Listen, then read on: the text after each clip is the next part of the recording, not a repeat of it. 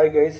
So இந்த மாதிரி team Australia and team England play பண்ணுறது ஆஷஸ் வந்து இப்போ வந்து கம்ப்ளீட்லி சீல்டு. இப்போ வந்து டீம் ஆஸ்திரேலியா வந்து டீம் இங்கிலாண்டை வந்து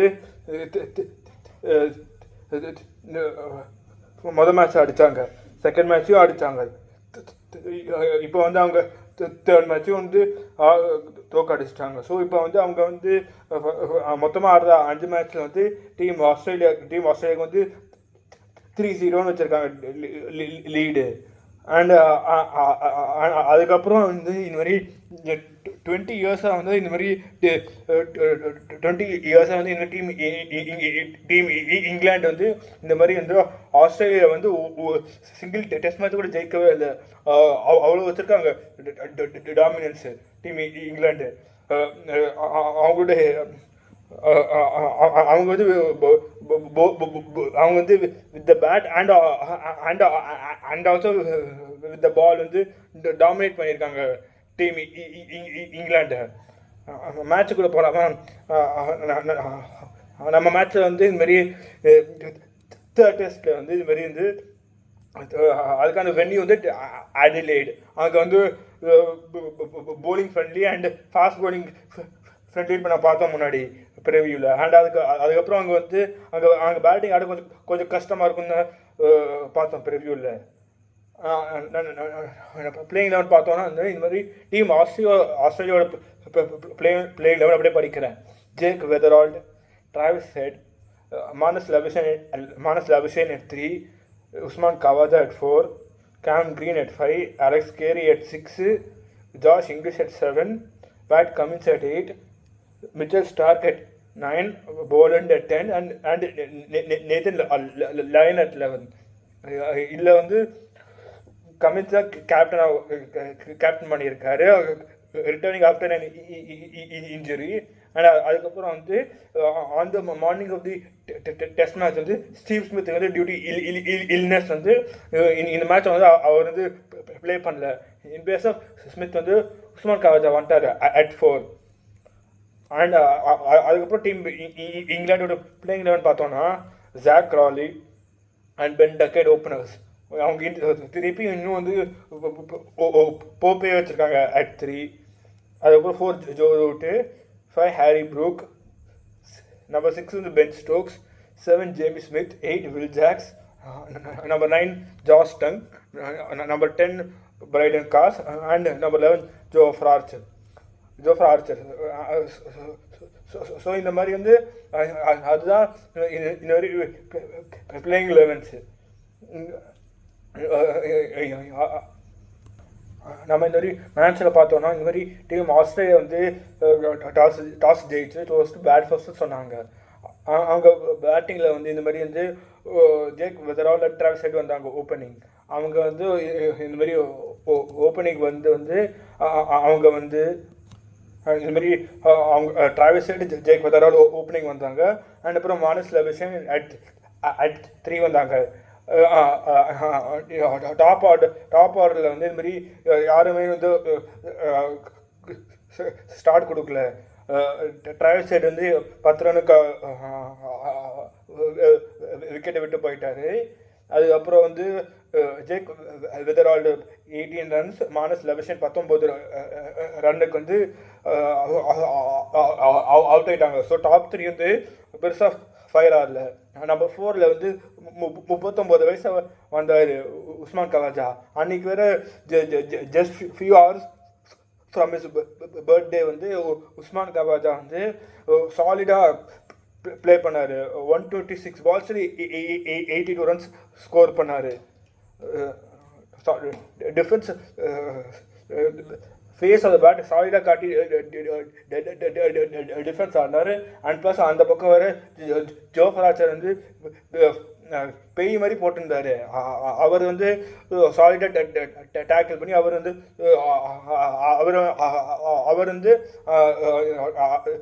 தான் வந்து ஜோஃப்ரா ஆர்ச்சர் தான்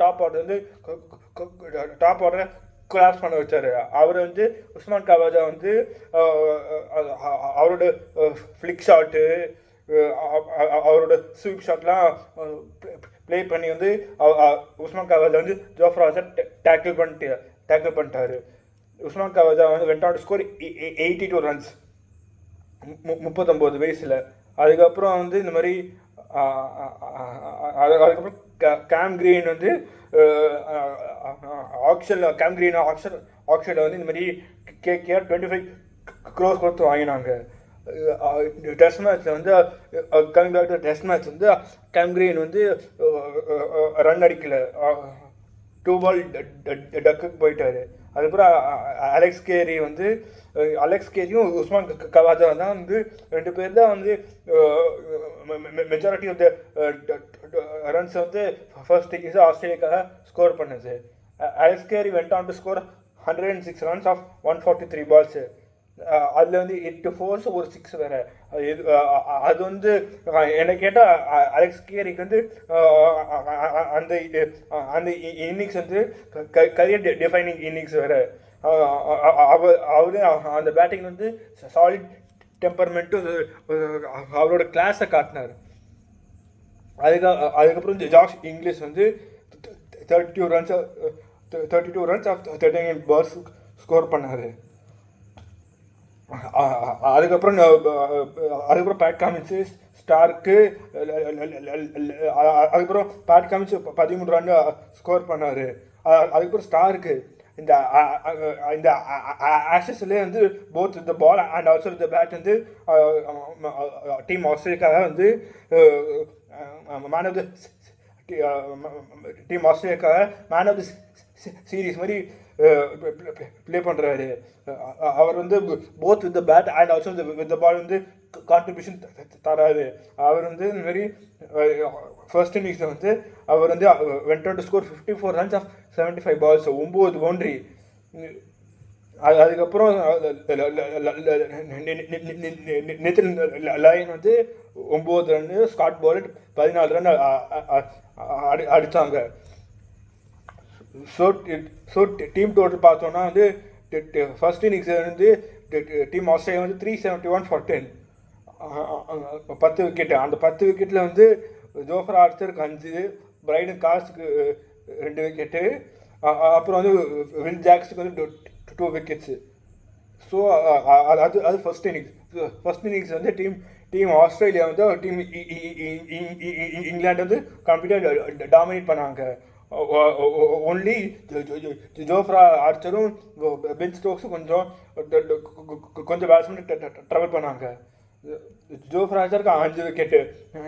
ஆனால் பென் ஸ்டோக்ஸுக்கு வந்து விக்கெட் வரல. ஆனால் வித் த பால் வந்து அவர் வந்து இந்த மாதிரி 19 ஓவர் போட்டார். அந்த 19 ஓவர்ஸை ஒன்லி 53 ரன்ஸ் லீக் பண்ணியிருக்காரு. எக்கானமி பாருங்கள், 2.79 எக்கானமி. செம்ம போலிங், டிஃபென்சிவ் போலிங் போட்டார். இந்த பக்கம் ஸ்டோக்ஸ் வந்து டிஃபென்சிவாக போட்டார், அந்த பக்கம் ஜோஃப்ரா ஆர்ச்சர் வந்து அட்டாக் பண்ணி 5 தூக்கிட்டார். அது first innings. Moving on to the second innings வந்து டீம் இங்கிலாந்து பேட்டிங் ஆடான்னு வந்தாங்க. அவங்க ஓப்பனர்ஸ் வந்து jack rally and Ben Duckett. Jack ராலி வந்து அவருக்கு கடைசியாக எப்போ ஒழுங்காக ஸ்கோர் பண்ணார்னா வந்து கேபாவில் வந்து ஃபர்ஸ்ட் இன்னிங்ஸில் ஒரு 75 ஸ்கோர் பண்ணார். ஆனால் அது வந்து பெருசாக டீமுக்கு வந்து எதுவுமே வந்து கான்ஃபிடன்ஸ் பூஸ்ட் பண்ணுற மாதிரியோ இந்த மாதிரி டீமோட பர்ஃபார்மன்ஸை பூஸ்ட் பண்ண மாதிரி பர்ஃபார்மன்ஸ் வரவே இல்லை. அவர் வந்து 9 ரன் ஸ்கோர் பண்ணியிருக்காரு 19 balls. அதுக்கப்புறம் பென் டக்கெட் வந்து 29 runs ஆஃப் 30 balls. ஒன் டேக்கு ப்ராக்டிஸ் பண்ணுறாரு போல். அதுக்கப்புறம் போப்பை வந்து பிளேயிங் லெவலில் போட்டிருக்க கூடாது. அதுக்கு வந்து ஜேக்கப் பெத்தலியாஸ் போட்டிருக்கலாம். போப் வந்து 3 runs ஆஃப் 10 balls. அவங்கள போப்பை ஏன் ப்ளே பண்ணாங்கன்னு எனக்கு புரியல. அதுக்கப்புறம் ஜோ ரூட்டு 19 ரன் 31 பாலில். அதுக்கப்புறம் ஹாரி ப்ரூக் வந்து கொஞ்சம் அடிக்கான் ஸ்டார்ட் பண்ணார். அவர் வந்து 45 runs ஆஃப் 63 balls அடித்தார். அவருக்கு வந்து ஸ்டார்ட் வந்துச்சு. அவரும் பென் ஸ்டோக்ஸும் வந்து பார்ட்னர்ஷிப் போட்டாங்க. இந்த மாதிரி ஸ்டோக்ஸும் ஹாரி ப்ரூக்கும் போட்ட பார்ட்னர்ஷிப் தான் வந்து டீம் இங்கிலாண்டுக்கு வந்து டீம் இங்கிலாண்டோட டோட்டல் வந்து 286 வரைக்கும் கொண்டு போச்சு. அவங்க இந்தமாரி ப்ரூக்கும் ஸ்டோக்ஸும் பார்ட்னர்ஷிப் போடலைன்னா அது கூட வந்திருக்காது. மொத்த பேட்டிங்கும் எப்போதும் போல் கொலாப்ஸ் ஆகிருக்கும். ஸோ இதுமாரி ப்ரூக் 45, பென் ஸ்டோக்ஸ் 83 ஸ்கோர் பண்ணாங்க. அதுக்கப்புறம் ஜேம்ஸ் ஸ்மித் வந்து கொஞ்சம் கான்ட்ரிபியூட் பண்ணார் compared to the other batsmen. James Smith went on to score 22 runs of 26 balls. அதுக்கப்புறம் வில் ஜாக்ஸ் வந்து 6 runs of 29 balls. நல்ல டிஃபென்ஸ் ஆடினார், பேட்டை நல்லா பாலிஷ் பண்ணார். அதுக்கப்புறம் பிரைடன் கார்ஸ் வந்து டக் அவுட். அதுக்கப்புறம் ஜோஃப்ரா ஆர்ச்சர் வந்து பேட்டிங் ஆடி Jofra Archer bat along with bat வந்து மெய்டன் ஹாஃப் செஞ்சுரி ஸ்கோர் பண்ணார். 51 runs ஆஃப் 105 balls. அதில் 5 பவுண்ட்ரி, ஒரு 6 வேறு ஜோஃப்ரா ஆர்ச்சருக்கு. அது வந்து பியூர் லக்கில் வந்தது அந்த பேட்டிங். அது மாதிரி ஏன்னா top order collapse, top 4 collapse. அப்புறம் 5-6 கொஞ்சம் ஸ்டெபிலைஸ் பண்ணாங்க. 5-6 இருந்தால் அப்புறம் பேக் டு யூஸ்வல். அப்புறம் பேக் டு யூஸ்வல் வந்தாங்க பேட்டிங். அப்புறம் ஜோஃப்ரா ஆர்ச்சர் வந்து ஒன்ஸ் இன் ப்ளூ மூன் அடிப்பார். இந்த மாதிரி அவருக்கும் பேட்டிங் வருவானா ஒன்ஸ் இன் ப்ளூ மூன். இந்த மாதிரி அவர் ஒன்ஸ் இன் ப்ளூ மூன் தான் இந்த மாதிரி 51 ரன்லாம் ஸ்கோர் பண்ணுவார். அதுக்கப்புறம் ஜாஸ்டாங் 7 runs. ஸோ மொத்தம் டீம் டோட்டல் வந்து 280. மொத்தம் டீம் டோட்டல் 286 வரைக்கும் போனாங்க 10 விக்கெட்டுக்கு. அந்த 10 விக்கெட்டில் வந்து ஸ்டார்க்கு ஒரே விக்கெட் தான். அவர் 14 ஓவர் போட்டார் வித் 61 runs. அவர் கொஞ்சம் அட்டாக் பண்ணியிருக்காங்க. அதுக்கப்புறம் கமின்ஸ் 3 wickets. Solid bowling. அவர் வந்து கம்மிங் ஆஃப்டர் இன்ஜுரி மாதிரியே இல்லை. அவர் என்னமோ வந்து ரொம்ப நாளாக ப்ராக்டிஸ் பண்ணிட்டு அந்த மாதிரி பவுலிங் போட்டிருக்காரு. அதுவும் வந்து கமின்ஸ் தூக்கின விக்கெட்லாம் பாருங்கள். கமின்ஸ் வந்து ஜோ ரூட்டோட விக்கெட்டு, ஜேம்ஸ் ஸ்மித்தோட விக்கெட்டு, அதுக்கப்புறம் ஜாக் காலியோட விக்கெட்டு தூக்கினார். இந்த மாதிரி கமின்ஸ் ஜோ ரூட் தான் வந்து இந்த மாதிரி கம்மிங் இன்டு த ஆஷஸ் வந்து ஒரு செம பேட்டில் போச்சு. ஆனால் மேட்ச்சில் வந்து ஜோ ரூட் வந்து வெறும் மொத்தமாக வந்து ஆடின 3 டெஸ்ட் மேட்ச்சில் வந்து ஜோ ரூட் வந்து ஒரே மேட்ச்சை மட்டும் தான் பெருசாக ஸ்கோர் பண்ணார். அதுக்கப்புறம் அவர் வந்து பெருசாக ஸ்கோரே பண்ணல. அதுக்கப்புறம் கம்மிங் பேக் டு மேட்ச் வந்து ஸ்காட் போலன் வந்து 15.2 overs போட்டு அவர் வந்து 15.2 overs போட்டு அவர் வந்து 3 for 45. அவருக்கும் 3 wickets. அப்புறம் நேத்து லயன் வந்து 28 overs போட்டிருக்காரு. பாதி போலிங் அவர் தான் பண்ணியிருக்காரு. அவர் வந்து 28 overs போட்டு 2 விக்கெட்டுக்கு 70 runs, எக்கானமி 2.50. அதுக்கப்புறம் பார்த்தீங்கன்னா ஸ்காட் போலண்ட் வந்து யாரோட விக்கெட்லாம் தூக்கியிருக்காங்கன்னா இந்த மாதிரி போலண்ட் வில் ஜாக்ஸ் அப்புறம் கீழே வந்து Carse and prize wicket of Jofra Archer தூக்கி வந்து மொத்தம் இன்னிங்ஸும் முடித்தார் ஸ்காட் போலண்ட். அதுக்கப்புறம் கேம் கிரீன் வந்து பேட்டால் எதுவுமே அடிக்கல. ஆனால் அவர் வந்து போலிங் போட்டு 11 overs போட்டு 33 runs கொடுத்து சிங்கிள் விக்கெட் தூக்கினார் கிரீன். ஸோ அது வந்து செகண்ட் இன்னிங்ஸ் வந்து இந்த மாதிரி டீம் ஆஸ்திரேலியாவுக்கு வந்து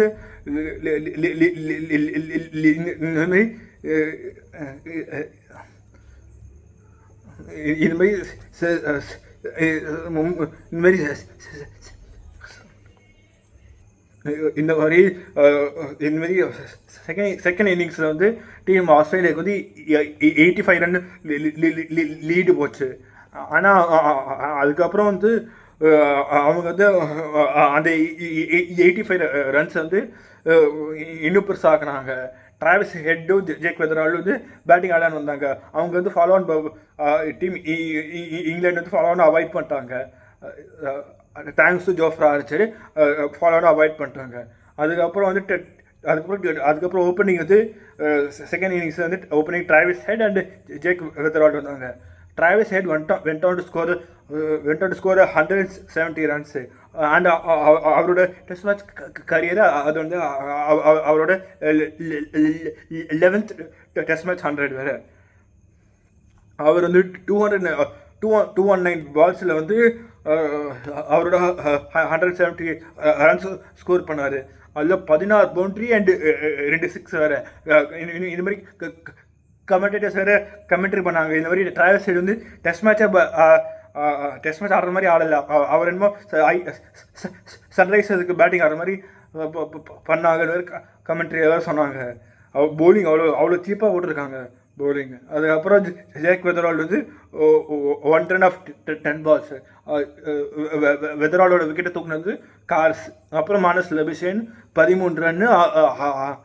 லபிஷேன் அவுட் ஆகிறது வந்து ஜார்ஜ் டங் இவங்க பேக் பண்ணாதான் வந்து இவங்களுக்கு இப்போ வந்து இந்த சீரீஸ் ஃபுல்லாக போயிடுச்சு. ஆஸ்திரேலியா ஃபார்மில் இருக்காங்க. ஸோ ஆஸ்திரேலியா 5-0 க்ளீன் ஸ்வீப் வரப்போகுது. அதுக்கப்புறம் அவங்க வந்து டீமை மாற்றணும்னா அவங்க வந்து இந்த மாதிரி பிரைடன் கார்ஸு, கஸ் அட்கின்ஸுங்க, அப்புறம் ஜார்ஜ் டங்கு அந்த மாதிரி பிளேயர்ஸாக பேக் பண்ணணும். அவங்கள்ட்டே அவங்களுக்கு வேல்யூ வரும். ஜார்ஜ் டங் வந்து ஸ்கிட்டி பவுலர். அவர் வந்து இந்த மாதிரி நீங்கள் அவரை பேக் பண்ணிங்கன்னா வந்து அவர்கிட்ட பெர்ஃபார்மன்ஸும் வரும். ப்ளஸ் அவர் வந்து இந்த மாதிரி அவர் மார்க் போட்டு மாதிரி 150 போட மாட்டார். ஆனால் அவர் ப்ளே பண்ணது கஷ்டம். ஏன்னா அவர் வந்து பாலை வந்து 2 பக்கமும் ஸ்விங் பண்ணுவார். அவர் போடுற பால் வந்து எந்த பால் வெளியே போகுது, எந்த பால் உள்ளே வருது தெரியாது. ஸோ நீங்கள் அவர்கிட்ட அந்த ஸ்கில் இருக்குது. ஸோ நீங்கள் அவரை பேக் பண்ணோம். அதுக்கப்புறம் Brydon Carse and Gus Atkinson வந்து நீங்கள் அவங்க வந்து பாலும் போடுவாங்க, பேட்டிங் ஆடுவாங்க. ஸோ நீங்கள் வந்து இந்த டீமை மாற்றுறீங்கன்னா வந்து 2 பேரையும் இந்த George Tongue, Brydon Carse and Gus அட்கின்சனையும் பேக் பண்ணி நீங்கள் ஸ்குவாடில் வச்சுக்கணும். கம்மிங் பேக் டு டெஸ்ட் மேட்ச்சில் வந்து இந்த மாதிரி மானஸ் லபிஷேன் 13 ரன்னு. அதுக்கப்புறம் உஸ்மான் கவாஜா 40 runs. ஃபஸ்ட் இன்னிங்ஸில் 82 runs ஸ்கோர் பண்ணார். செகண்ட் இன்னிங்ஸ் வந்து 40 runs ஸ்கோர் பண்ணார். அப்போ கேம்பியன் 7 runs. அவர் வந்து இந்த தேர்ட் டெஸ்ட் மேட்ச்சில் வந்து அவர் வந்து வித் பேட் எதுவும் பர்ஃபார்மே பண்ணல. அவர் வந்து 7 runs. Alex Carey 72. First innings வந்து 100. செகண்ட் இன்னிங்ஸ் வந்து 72 runs ஆஃப் 128 balls. இதில் 6 பவுண்ட்ரி வேறு. மேட்சுக்கு அப்புறம் அலெக்ஸ் கேக் தான் அவங்க வந்து மேன் ஆஃப் த மேட்ச் அவார்டும் கொடுத்தாங்க. அவர் வந்து ஏன்னா ஃபர்ஸ்ட் இன்னிங்ஸ் 100, செகண்ட் இன்னிங்ஸில் 72 அண்ட் அதுக்கப்புறம் வந்து 7 catches behind the stumps. நீங்கள் டீம் இங்கிலாந்து டிஃபென்ஸ் அவ்வளோ வீக்காக ப்ளே பண்ணியிருக்காங்க. நீங்கள் டிஃபென்ஸ் ஆடணும்னா பேட்டோட பால் வந்தோடனே பேட்டோட டிஃபென்ஸ் கீழே போச்சுன்னா பால் கீழே பிச் ஆகும். நீங்கள் அவங்க இப்படியே வைக்கிறாங்க. இப்படியே வச்சாங்கன்னா பால் வந்து பேட்டோட எட்ஜில் பட்டு கார்ட் பெயிண்ட் ஆகிட்டாங்க. ஸோ அந்த மாதிரி பாதி பேட்ஸ்மேன் அந்த மாதிரி அவுட் ஆகிட்டு தான் வந்து அலெக்ஸ் கேரிக் 7 catches போய் அதுக்கப்புறம் அவர் வந்து இந்த மாதிரி பேட்டால் பர்ஃபார்ம் பண்ணி தான் அவர் வந்து மேன் ஆஃப் த மேட்ச் அவார்டை வாங்கினாங்க. அதுக்கப்புறம் ஜார்ஜ் இங்கிலீஷ் வந்து 10 run, கமின்ஸ் 6 run, ஸ்டார்க் 7, அப்புறம் டெய்லி வந்து பெருசாக எதுவும் ஸ்கோர் பண்ணல. ஸோ இந்த மாதிரி டீம் ஆஸ்திரேலியா வந்து செகண்ட் இன்னிங்ஸில் வந்து அவங்களுக்கு வந்து பேட்டிங் ஆடினது 2 பேர் தான், Travis Head and Alex Carey. 2 பேருமே லோக்கல் பிளேயர் தான். சூப்பராக பேட்டிங் ஆடி வந்து அவங்க வந்து டீம் டோட்டல் வந்து 349 வரைக்கும் கொண்டு போயிட்டாங்க. ஆஸ்திரேலியா வந்து டீம் இங்கிலாந்துக்கு வந்து ஒரு ஒரு டார்கெட் கொடுத்தாங்க 435. அதை மட்டும் ஸ்கோர் பண்ணியிருந்தாங்கன்னா டீம் அது வந்து வேர்ல்டு ரெக்கார்டாக இருக்கும். ஆனால் டீம் இங்கிலாந்து அதை அடிக்கலை. அவங்க வந்து பேட்டிங் ஆஸ் யூஷுவல் கொஞ்சம் அவங்க பழைய பேட்டிங் மாதிரி ஆடாமல் கொஞ்சம் வந்தாங்க. ஜாக் கிரால் 85, 8 பவுண்ட்ரி, 151 பாலில். அதுக்கப்புறம் டக்கெட் அவுட்டு 4 ரன்னுக்கு. அப்புறம் போப் வந்து இதுக்கு மேலே நீங்கள் போப்பை ட்ராப் பண்ணி தான் ஆகணும். அவர் 17 ரன் தான் 29 பால்ஸில். அதுக்கப்புறம் Joe Root 39, Harry Brook 30, Stokes 5 run, James Smith 60 run. அப்புறம் வில் ஜாக்ஸ் 47, கார்ஸ் 39. நான் சொல்ல பாருங்க, கார்ஸு கஸ் அட்கின்ஸ்லாம் with bat and also with ball வந்து அவங்களுக்கு வந்து கான்ட்ரிபியூட் பண்ணுவாங்க. Carse 39, Will Jacks 47. ஸோ அதுக்கப்புறம் ஜோஃப்ரா அடிச்சு ஜாஸ் டங் வந்து பெருசாக ஸ்கோர் பண்ணல. ஸோ அவங்க வந்து இந்த மாதிரி 4th இன்னிங்ஸ் வந்து டீம் அப்போ தான் வந்து அவங்களுக்கு தோணியிருக்கு போல். இந்த மாதிரி 3rd டெஸ்ட் மேட்ச்சில் 4th இன்னிங்ஸ் வந்து நீங்கள் பேட்டிங் டீமாக பண்ணணும்னு பேஸ்பால் அப்ரோச் வந்து தூக்கி குப்பையில் போட்டுட்டு வந்து அவங்க வந்து ஒழுங்காக பேட்டிங் ஆடினாங்க. அதில் வந்து அவங்க பேட்டிங் ஆடின வெறும் பெண்டாக கிடைக்கிறதா வந்து ஸ்ட்ரைக் வந்து 100க்கு மேலே போச்சு. பெண்டாக்கின் வந்து 4 ரன் ஆஃப் 2 பால்ஸு. ஸோ அதுக்கு தான் அவருக்கு ஸ்ட்ரைக் 200. பேக் யாருன்னு எல்லா பேட்ஸ்மேனும் பாருங்கள், பீட் எதர் ஜாக் கிராலி இல்லைன்னா ஜோ ரூட்டு இல்லைன்னா ஹாரி ப்ரூக்கு இல்லைன்னா ஜேமி ஸ்மித், எல்லாருக்கும் ஸ்ட்ரைக் ரேட் பிலோ 100 தான். Jamie Smith. ஸோ அவங்களுக்கு இப்போ தான் தெரியுது நீங்கள் ஆஸ்திரேலியாவில் பேஸ்பால் ப்ளே பண்ண முடியாதுன்னு. பேஸ்பால்னு போனீங்கன்னா கேஸ் பால் இருக்கு, ஒரே கேஸ் வந்துடும், கேஸ் பால் மாதிரி இருப்பணும். அதுக்கப்புறம் வந்து அவங்க டீமாக பேட்டிங் ஆடி வந்து அவங்க வந்து அவங்களால 352-10 தான் அடிக்க முடிஞ்சது. அவங்க வந்து டீமாக பேட்டிங் ஆடி 352 அடித்து வந்து மேட்ச் வந்து தோத்துட்டாங்க. எப்போ டிராவிஸ் ஹெட்டையும் அலெக்ஸ் கேரி வந்து பார்ட்னர்ஷிப் போட்டு டீம் ஆஸ்திரேலியாவோட செகண்ட் இன்னிங்ஸ் தோற்று 345 வரைக்கும் கொண்டு போய் விட்டாங்களோ அங்கேயே மேட்ச் போச்சு ஃபார் டீம் இங்கிலாந்து. ஆனால் அதுக்கப்புறம் வந்து அவங்க வந்து கொஞ்சம் ட்ரை பண்ணாங்க, அது கொஞ்சம் கிளாப்ஸ் பண்ணலாம். அவங்களுக்கு இப்போயாச்சு புரிஞ்சிச்சு பேஸ்பால் ஒத்துக்காதுன்னு. ஸோ அந்த மாதிரி ஆடி வந்து team Australia beat team England by 82 runs. And அதுக்கப்புறம் வந்து 26 அன்னைக்கு வந்து பேஸ்பால் 26 அன்னைக்கு வந்து பேஸ்பால் ஆடுது எம்சிஜியில் பாக்ஸிங் டே டெஸ்ட்டு. பார்க்க செமையாக இருப்பது. பேஸ்பால் திரும்பி கேஸ் பாலில் போகிறதா இல்லைனா வந்து அவங்க வந்து 4th இன்னிங்ஸ் ஆடின மாதிரி டீமாக பேட்டிங் ப்ளே பண்ண போகிறாங்க பார்க்கணும். தேங்க்யூ ஃபார் வாட்சிங். Please like, share.